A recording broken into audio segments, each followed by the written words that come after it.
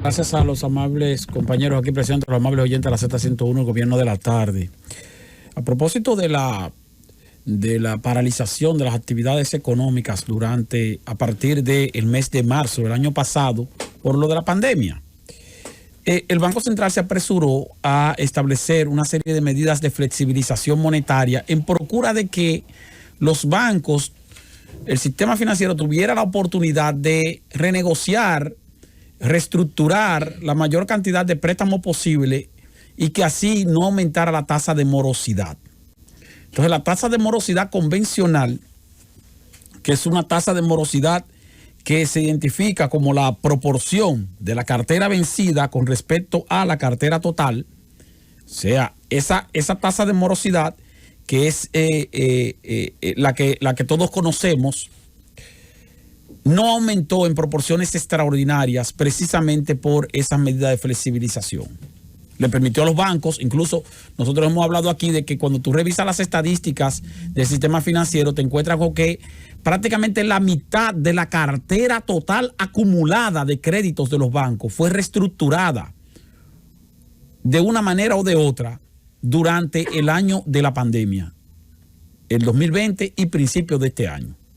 Prácticamente la mitad, no me refiero a la mitad de lo que se prestó en el año, no, porque en el año prácticamente no se prestó nada, sino de la cartera acumulada, una cartera que ronda los 1.600.000 millones de pesos. Y de eso la mitad de los préstamos vigentes fueron renegociados o reestructurados. ¿Por qué? Porque las personas quedaron en la imposibilidad de poder pagar a tiempo.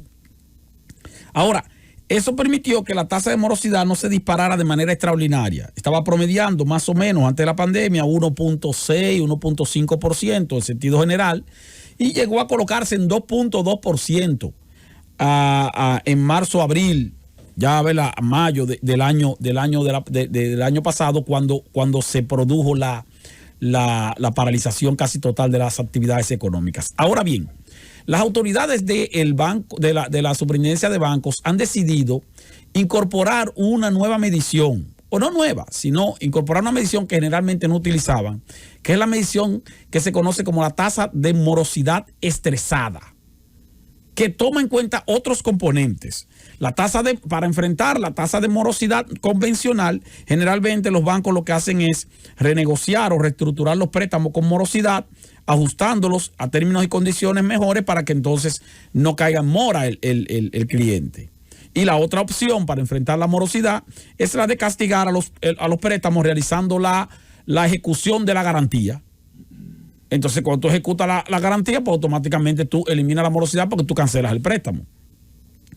Pero no se toma solamente en cuenta para mirar la morosidad estresada el hecho de que tú tengas un cliente que tiene un préstamo y que el préstamo entonces, que el cliente se atrasó, sino que se toman en cuenta otros elementos que se agregan para calcular la tasa de morosidad estresada y cito, se utiliza o se toman como elementos no solo la cartera de crédito vencida, sino también la cartera de cobranza judicial, o sea, la que ya se venció y se mandó a legal, aun cuando al mandarse a legal prácticamente se da por cancelada. El balance de la tarjeta de crédito con atraso de 31 a 60 días, porque eso también influye en la morosidad.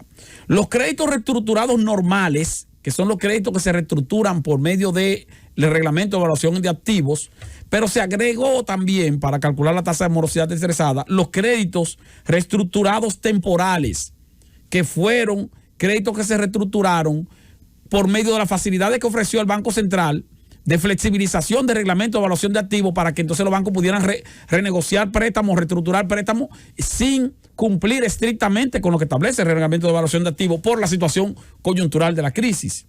Así como el nivel acumulado de los últimos 12 meses de los castigos, es decir, de la ejecución de garantía que han hecho los bancos en los últimos 12 meses. Cuando se agregan todos esos elementos, entonces se tiene una tasa de morosidad estresada. Antes de la pandemia, la tasa de morosidad estresada estaba más o menos en un 4%. 4% más o menos. Durante la pandemia se disparó a más o menos un 6% al principio de la pandemia, pero no subió tanto porque recuerden que los bancos concedieron también 3 meses de gracia, de que mira, no me pagues durante abril, mayo y junio ninguna de las cuotas, y entonces tú me vas a seguir pagando a partir de julio. Entonces, a partir de julio, cuando comenzó otra vez el cobro, no solo de los préstamos que se habían dejado, que estaban vigentes, sino de los préstamos de las cuotas que no se habían pagado, entonces volvió y se disparó a un 7% la morosidad estresada. Y comenzó a bajar ligeramente porque el Banco Central volvió otra vez a flexibilizar las medidas de forma que los bancos pudieran continuar reestructurando préstamos. Porque el COVID como quiera ha continuado. Ahora, le puso un plazo hasta el 31 de marzo a las entidades financieras para que pudieran reestructurar préstamos temporales fuera del reglamento de evaluación de activos. Porque los préstamos se siguen reestructurando siempre, normal. Ahora, cumpliendo con lo que establece el reglamento de evaluación de activos, que entonces le cambian la calificación al cliente, lo colocan entonces en una situación de categoría 3 o 4, cuando son cuando es categoría 1, y así sucesivamente. Pero como había una flexibilidad por el COVID, de que de que los bancos pudieran reestructurar esos préstamos sin afectar el historial crediticio del cliente, entonces ese plazo de reestructuración temporal se venció el 31 de marzo. Por eso los bancos entre el 1 de enero y el 31 de marzo aceleraron aún más los procesos de reestructuración de préstamos antes de que comenzara la vigencia nuevamente de solamente reestructurar a través de REA, de Reglamento de Evaluación de Activos. Y por eso entre enero y marzo la tasa de morosidad estresada se disparó a un 10%. Un 10%. Y ese es el dato que ha dado la Superintendencia de Bancos hasta el cierre de marzo. Todavía no hemos visto el informe de tasa de morosidad estresada a junio de este año, porque no se ha publicado. Y luego entonces verlo a septiembre de este año, que tampoco se ha publicado. Porque seguro que la tasa de morosidad estresada se siguió disparando más allá. Ahora, ¿por qué hablamos de la tasa de morosidad estresada? Porque un préstamo reestructurado ciertamente ya no pasa a ser un préstamo en mora. No hay morosidad ahí porque ya al reestructurarse se establece un plazo mayor, se le baja la cuota, tal vez las condiciones de pago al cliente. Entonces, bueno, ciertamente no está en mora ese préstamo. Sin embargo, sí está en mora estresada. ¿Por qué en mora estresada? Porque era un préstamo que era potencialmente de morosidad y se evitó su morosidad estableciendo una condición de reestructuración sin cumplir, incluso por exención de la autoridad monetaria, sin cumplir con el reglamento de evaluación de activos. Entonces, mira, ya este préstamo no está en mora. No está en mora, pero era un potencial préstamo en mora. Por eso se habla de tasa de morosidad estresada. Y fíjense que la tasa de morosidad estresada, repito, al 31 de marzo de este año se colocó en un 10%. Cuando antes de la pandemia era más o menos un 4%. Y cuando usted se fija en las estadísticas, se da cuenta de que el componente que aumentó esa tasa de morosidad estresada es el componente de reestructuración de préstamos temporales o reestructuración temporal de préstamos fuera del reglamento de evaluación de activos. A partir del 1 de abril, cualquier reestructuración de préstamo había que hacerla tomando como base de manera estricta lo que establece el reglamento de evaluación de activos, lo cual indica que los que se vinieron reestructurando a partir del 1 de abril, donde todavía estábamos en pandemia, donde todavía teníamos paralización de las actividades económicas de este año, entonces esos préstamos no solo fueron reestructurados, sino que al mismo tiempo afectaron el historial crediticio y la calidad crediticia del cliente que hizo la reestructuración. Porque cuando tú reestructuras un préstamo, automáticamente tu calificación baja. Porque dice, bueno, es que tú estás reestructurando, lo quiere decir que tú estás en una imposibilidad de pago. Por lo tanto, yo tengo que cambiar tu calificación. Antes del 31 de marzo podía cambiar reestructurarte el préstamo sin cambiar tu calificación, sin afectar tu calificación. Ahora tengo que reestructurártelo, pero afecto tu calificación. Por lo tanto, cuando tú vuelvas a tomar otro préstamo, posiblemente no califique, o si califica, te voy a cobrar una tasa de interés más alta, porque tengo que guardar como banco provisiones adicionales, porque ya tú no eres un cliente A, sino que ahora eres un cliente B, o no eres un cliente A, sino que ahora eres un cliente C o D, que sería ya más grave. Entonces, esa medición es justo tomarla en cuenta.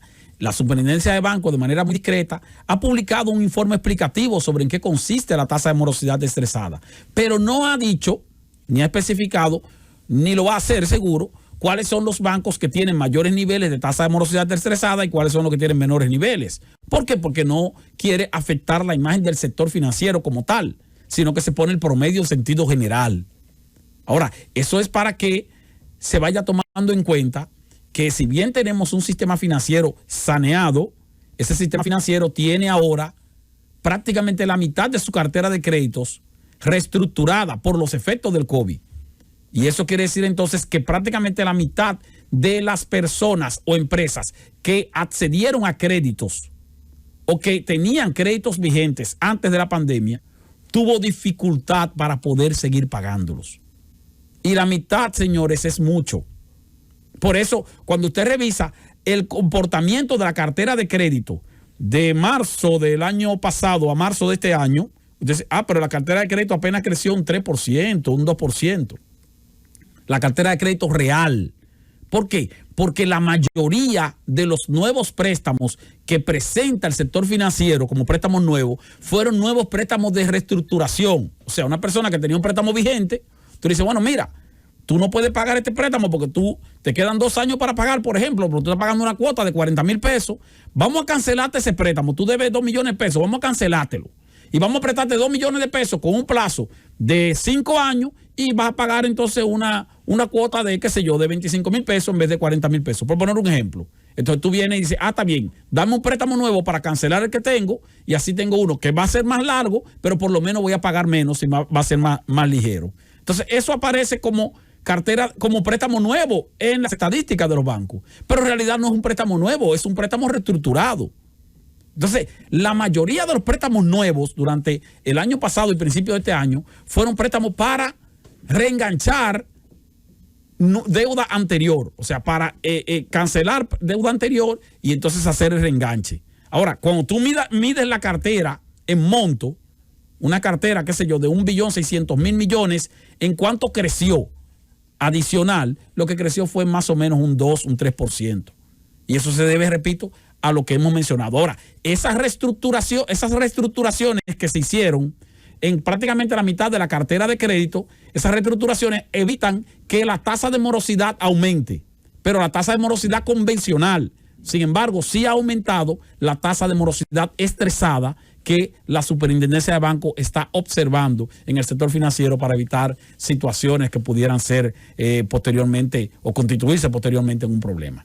De todas maneras, confiamos en la sanidad del sector financiero dominicano. Francis.